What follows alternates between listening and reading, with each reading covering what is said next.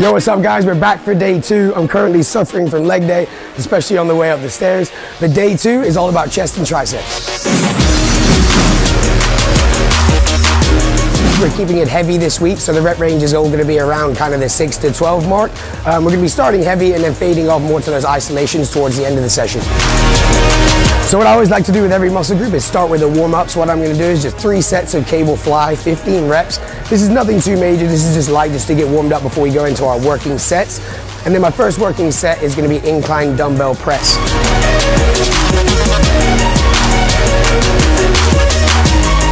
With this one, I always like to start with that bigger compound movement. I prefer dumbbells over Olympic bar, purely because I'm not very strong on the normal bench press at all.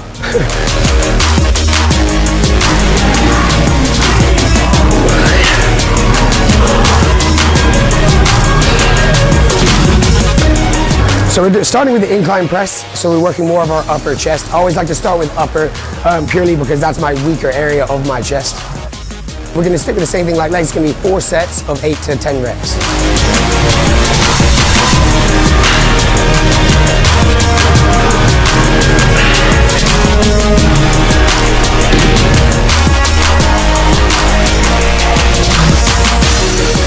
Second exercise, we're going to be going into flat machine press. This is a hammer strength machine, so it's really quite good. It gets a good squeeze into the middle, and we're lightening the load a little bit here away from our bigger movement.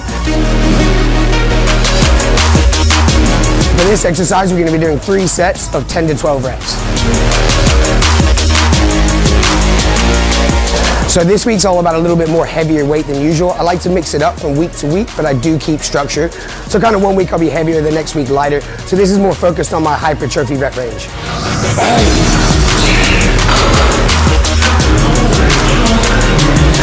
Okay, so exercise number 3, what we're going to go into is a dumbbell flat bench fly.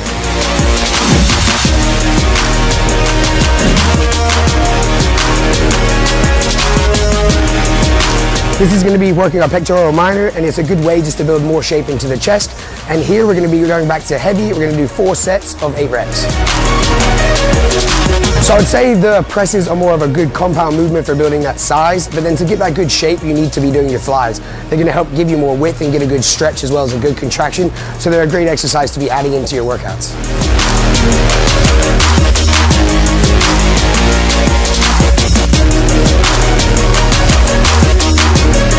Okay, so for the 4th exercise, what we're going to be doing is tricep dips.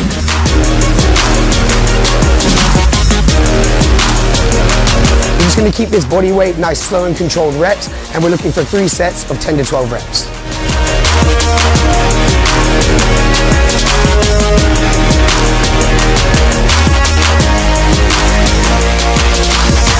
This is also going to be hitting my lower chest, which I haven't hit earlier in the session. I've been focusing more on flat and upper. So that's why I'm just incorporating a little bit of lower chest work as well as triceps towards the end of the session.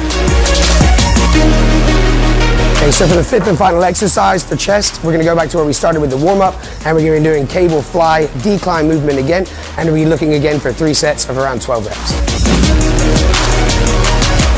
Okay, so the reason for me incorporating cables into my workout, you get more tension through the movement. If you're using dumbbells, you're going to lose that throughout part of the movement. With the cables, you're going to get tension throughout the whole range of motion. Like with every movement, you're going to be focusing on a good stretch and then a really good squeeze into the middle.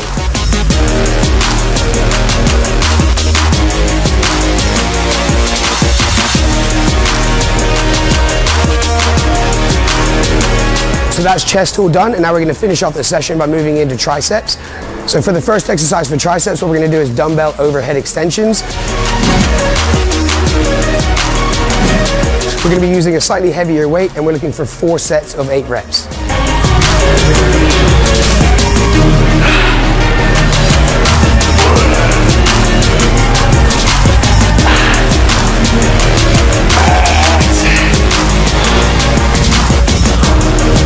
So moving into the second exercise, we're going to isolate it up, and we're going to be doing single arm cable tricep kickbacks.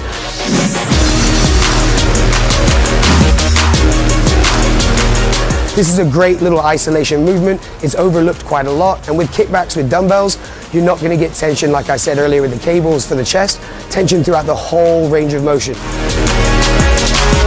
So for the last exercise, we're going to be doing 3 sets of 10 to 12 reps, each arm.